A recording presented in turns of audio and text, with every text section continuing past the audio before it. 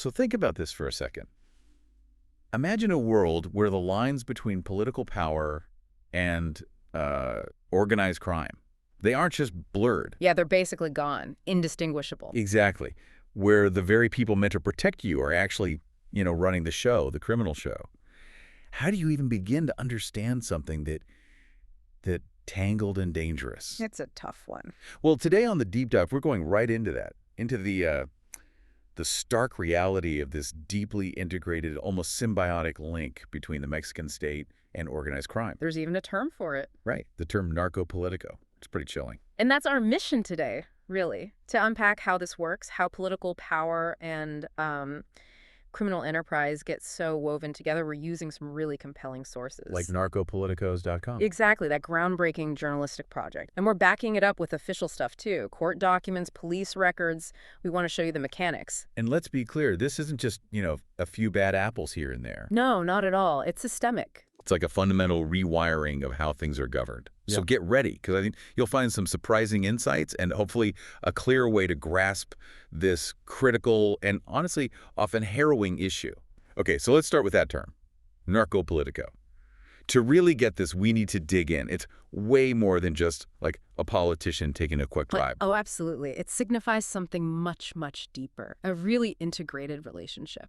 So what does narcopolíticos.com tell us about it? Well, it shows that narcopolitico isn't just about cash changing hands. It's about a profound co-option of the state itself, this public registry they've built. It names names. Politicians, officials? Yeah, politicians, bureaucrats, business people, other public figures, anyone who actively protects or, collaborates with organized crime. And the scope is wide. Incredibly wide. It's not just drug trafficking, which is what most people think of. It's guns, fuel theft, hydrocarbons, human trafficking, sexual exploitation, even torture. Yeah. And maybe the most critical part, providing the political, legal, or operational cover these groups need to operate. It flips the whole narrative. How so? Well, instead of seeing the state as being under siege by crime, you start to see parts of it as, well, partnered with crime, sometimes willingly. That sounds incredibly thorough. But how do they ensure accuracy? What makes their methodology so sort of solid, so it's not just gossip? Right. Good question. Their process is really rigorous, almost like a legal standard, you could say. Okay. To actually include someone on their list, they demand verifiable proof. We're talking official investigation files, court documents, intel reports from Mexican or foreign agencies. So hard evidence. Exactly. And if they do use journalistic work based on anonymous sources, they don't just take it at face value. They track down the original sources, get documentary proof. It's painstaking. Who's doing this work? It's civil society groups, Defensortix, Piedinota, Oscar Balderas, and what their meticulous work really highlights is this profound vacuum of accountability within the state itself. Like the state can't police itself effectively. Or won't. It signals a systemic breakdown. So this project, it almost acts like a parallel justice system. They even offer a right of reply to people they name. That rigor is really something, especially contrasted with the state's own struggles.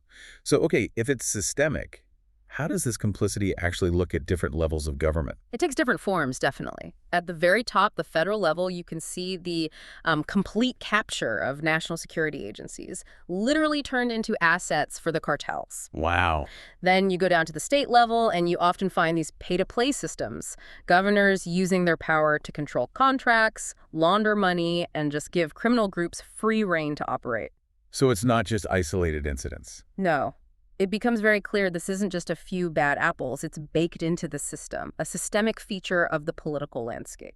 To really wrap our heads around this, I think we need concrete examples. Let's start right at the top.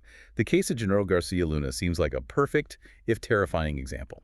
Absolutely. His story gives us this unprecedented, court-verified look into betrayal at the highest levels. So remind us who he was. Publicly, I mean. Publicly. García Luna was the guy, the architect of Mexico's war on drugs, head of the Federal Investigative Agency, the AFI, from 2001 to 2005. Big job. Huge. And then, from 2006 to 2012, Secretary of Public Security under President Calderón. That meant he controlled the entire federal police force. So central to the whole drug war effort. Absolutely central. And he was praised internationally for it. Called an indispensable ally by the U.S. You've probably seen the photos, him with Obama, with Hillary Clinton. Like the reality was different. Starkly different. Behind that facade was a decade-long conspiracy. He was systematically using all that power to help the Sinaloa cartel, El Chapo's organization. Okay, how did that actually work? What was he doing for them? The court evidence laid it all out. It was systematic, comprehensive help in exchange for millions and millions in bribes. So what kind of help? Operational support, for one. Guaranteeing safe passage for massive drug shipments. We're talking multi-ton loads. Over 1 million kilograms of cocaine estimated to have moved into the U.S. during his time. 1 million kilograms. That's Yeah. staggering. It is. And it went further. The Mexican federal police, his police, were acting as bodyguards and escorts for the cartel, sometimes even wearing their official uniforms while doing cartel work. No way. Yes. There was testimony about federal police literally unloading cocaine from planes at Mexico City's airport. Unbelievable. And strategically, he leaked sensitive law enforcement intelligence. Information about Sinaloa's own operations, yes, but crucially, intel on rival cartels. So helping them take out the competition. Exactly. He effectively weaponized the state's intelligence apparatus for the Sinaloa cartel, helping them dismantle their competitors. The money side of this must have been just brazen. How did that work? Utterly brazen. Testimony from former cartel members described millions in bribes, all in U.S. currency, delivered in like suitcases, duffel bags, just stuffed with cash. Where did these handoffs happen? Public places. A car wash in Guadalajara, apparently. Even a French restaurant in Mexico City, literally right across the street from the U.S. Embassy. You're kidding. Across from the embassy. That's what the testimony said. One witness, Jesus Zambada García, testified he personally delivered at least $3 million on just 2 occasions, and the amounts went up over time as the cartel got richer. So, justice. How did someone this high up, this protected, finally face the music? Oh, he made the move to the U.S. after leaving office, lied on his naturalization application, apparently. He was eventually arrested in Dallas, December 2019. And convicted. Convicted in Brooklyn, February 2023. 5 counts, including the big one, engaging in a continuing criminal enterprise. Sentenced just recently, October 2024, to over 38 years, plus a $2 million fine. Making him the highest-ranking Mexican official ever convicted for this in the U.S. That's right, and it gets worse. He apparently even tried to bribe fellow inmates while waiting for sentencing to try and overturn the verdict. Wow, and it wasn't just him. No, 2 of his top deputies, Luis Cardenas Palomino and Ramon Pequena Garcia, were also charged. They're still fugitives. Which really suggests this wasn't just one guy, it was institutionalized within his security forces. Okay, so Garcia Luna shows the federal peak of this corruption. Yeah. But what about lower down? The case of Tomás Yarrington seems to show how it works at the state level. Exactly. Yarrington gives us a window into how regional political power can be completely co-opted. He was a big deal in the PRI, the Institutional Revolutionary Party. Governor of Tamaulipas. Governor of Tamaulipas, yeah, from 1999 to 2005. Even ran for president for the PRI later on. And Tamaulipas. It's a crucial border state. Huge for trade, both legal and, well, illicit. Control there is incredibly valuable. And he ran it like a criminal enterprise. He's been described as a governor, as a criminal CEO, basically presided over this pervasive pay-to-play system, using all the levers of state power for criminal interests. So the administration itself was geared towards this. Pretty much. He actually admitted in a U.S. court to taking over $3.5 million in bribes. This was from individuals, companies, all wanting lucrative state contracts. And this connected to cartels, too. The initial U.S. indictment was broader. It accused him of taking millions directly from the Gulf Cartel, allegedly delivered by his own state police officers. But prosecutors often narrow the charges to secure a conviction, So the final plea focused more on the financial crimes, the money laundering side, which they could prove more easily across the border. Right, the cross-border stuff. Yeah. Laundering the money in the U.S. Yep. He systematically used the U.S. financial system and real estate market to clean that illicit cash. A key tactic was using prestanombres nominee buyers. People who buy property in their name for someone else. Exactly, to hide his ownership. And he bought a lot luxury beachfront condos in Texas, Port Isabel, South Padre Island, big estates, commercial properties, planes, fancy cars. He had to forfeit a condo in Port Isabel as part of his sentence. So what happened to him legally? He didn't just get away with it? No. He was indicted by a U.S. federal grand jury back in May 2013. He became an international fugitive for years. Where did they catch him? In Italy, of all places. April 2017, he was using a fake name, false passport, They extradited him to the U.S. in 2018. And he pled guilty. Pleaded guilty to conspiracy to commit money laundering in March 2021. Got sentenced to 108 months. That's 9 years in March 2023. Is he still in prison? He was just released from U.S. prison in July 2024, but he was immediately deported back to Mexico. He faces separate charges there, including organized crime, so his legal battles aren't necessarily over. Okay, these are two massive cases, but they're not outliers, are they? What does the broader picture, like the one narcopolíticos.com paints, tell us about how widespread this is? That's the really sobering part, the scale. It affects multiple levels of government, cuts across the entire political spectrum, involves all sorts of different criminal groups. It's not isolated at all. Where is it most concentrated? The data shows it's particularly entrenched in certain states. Michoacán, Sinaloa, Tamaulipas, Tabasco are often mentioned, but it's wider than that. Any more recent examples? Yeah. To show this is still happening. Oh, definitely. Look at Hernan Bermudez Requena. He was the Secretary of Security in Tabasco just recently, from 2019 to early 2024. Okay. He's allegedly tied to Labrador, which is basically a faction of the CJNG, the Jalisco New Generation Cartel. This shows that getting state protection is like a competitive strategy. Different cartels try to capture officials. And which party was he linked to?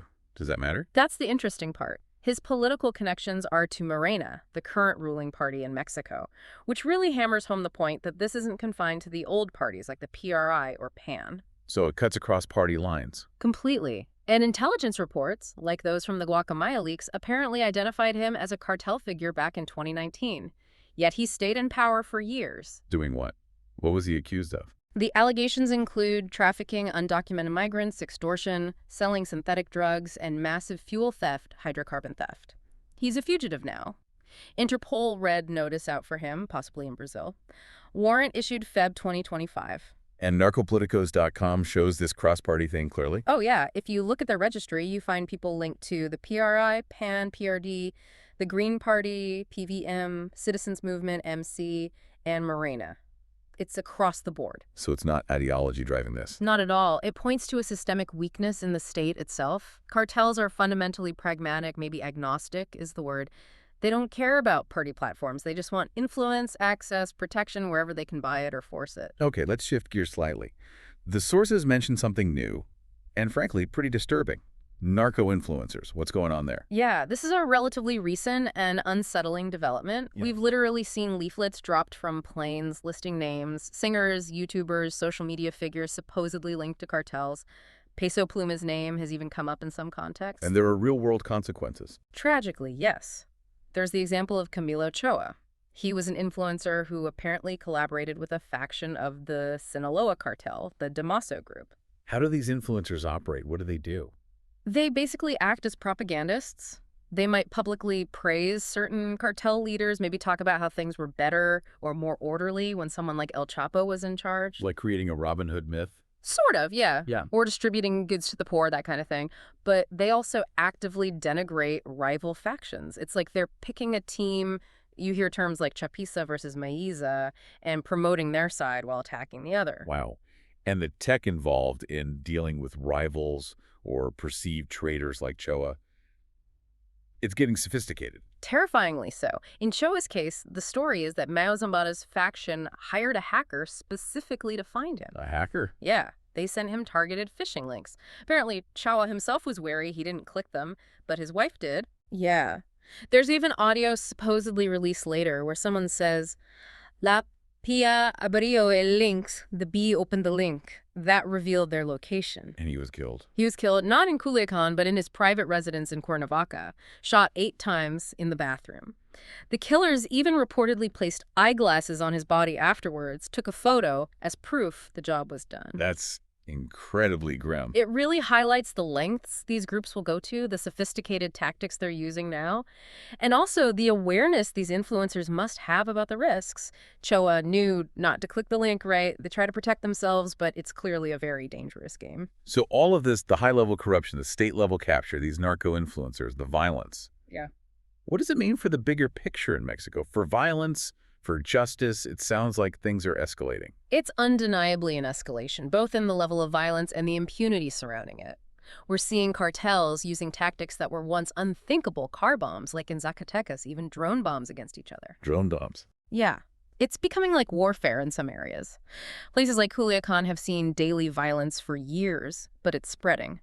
Guanajuato has seen horrific massacres in bars, decapitations becoming almost routine public displays. And the official response. Often seems completely overwhelmed or just too little, too late. The public reaction is complex. Sometimes you see this grim satisfaction when someone linked to a cartel is killed, a sort of glorification of violence born from desperation, maybe. But mostly, people mourn and live in fear. And the justice system. That's the core of the impunity problem. The conviction rate for homicide in Mexico is incredibly low. Some estimates put it at just 1%. 1%. 1%. Think about that. It essentially means murder goes unpunished almost all the time. And what about those trying to report on this? Journalists. It's one of the most dangerous places in the world to be a journalist, comparable to active war zones. The number of journalists assassinated is staggering, and that, of course, has a chilling effect. It stifles press freedom, it limits what the public can actually know about what's really going on. We've talked a lot about how politicians and officials align with cartels. Let's flip that perspective. Why do the cartels need these political alliances? It seems fundamental to their whole operation. You're absolutely right. It's not just helpful for them. It's a strategic imperative. Cultivating political protection is seen as essential for long-term success, for survival even. It's not just an add-on. So it's like a market. The sources actually describe it almost like a marketplace for state protection. You have all these different cartels, Sinaloa, Gulf, CJNG, Beltran Leyva, La Familia Michoacana, Los Caballeros Templarios, and others, all competing in a way to establish these high-level partnerships. And what are they buying in this marketplace? State power. Access to it, protection, intelligence, even a veneer of legitimacy. It becomes this commodity that's available to pretty much any group with the cash or the muscle. And that competition for state favor just fuels more instability and violence. What specific strategic needs do these alliances meet for the cartels? It boils down to a few key things they can't easily get just through force. First, and maybe biggest, is impunity. Protection from the law. Exactly. Protection from investigation, arrest, prosecution. Then there's logistical support. Think back to García Luna guaranteeing safe passage for shipments of drugs, weapons, cash. That requires official collusion. Intelligence, too, you mentioned. Absolutely crucial. Getting inside information on police or military operations, knowing what rival gangs are up to, understanding government strategies, that's invaluable. And using the state against rivals. That's monopoly enforcement. Using state security forces, police, maybe even military units to target and eliminate your competitors. It helps them consolidate their control over trafficking routes or territories. And finally, the money. Financial services, essentially. Accessing the legitimate financial system to launder their billions. Rigged public works contracts, like with Yarrington, are a classic example, turning dirty money into clean assets. So if you connect all these dots, look at the big picture. The evidence really paints a stark portrait. This narco-corruption in Mexico, it's not just a few bad actors, like we said. It's a systemic pathology. A sickness in the system. Right. And the relationship is truly symbiotic. It creates this vicious cycle. Criminal money buys political power, and that corrupt political power enables the generation of even more criminal money. It just feeds itself. Which leads to the huge question. In a system like that, how do you even get accountability? Who actually holds these incredibly powerful protected figures responsible? That is the critical question. And looking at the cases we discussed, García Luna, Yarrington, a key takeaway is the absolutely vital role of, frankly, transnational justice. Meaning the U.S. system in these cases. Primarily, yes.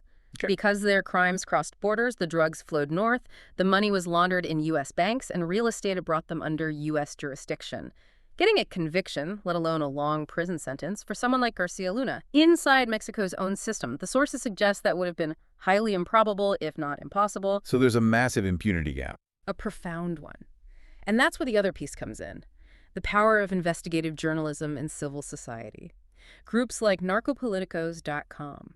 They act as a vital counterpower, especially when state institutions themselves are compromised or complicit. They're doing the job the state should be doing. In many ways, yes. They're performing a core democratic function, documenting these links, building the evidence, demanding accountability that the state has, in many instances, abdicated. So this deep dive, it's not just about understanding some shocking headlines. It's about grasping the very nature, the fabric of governance in Mexico. Absolutely. And it leaves you with a really provocative thought, doesn't it? What does it truly mean for a society when its political structure across parties, across levels, becomes, in effect, a functional partner to organized crime? How do people live in that reality? How do you live? How do you build a future, hope for justice, when violence and corruption are just so deeply woven into the system? It's a reality, like we said, where a journalist speaking out faces the risks of a war correspondent, where ordinary citizens live with daily violence while the government often seems either unable to help or worse, involved. It really forces you to ask what actions, no matter how small they seem, could possibly start to disrupt this devastating cycle of impunity.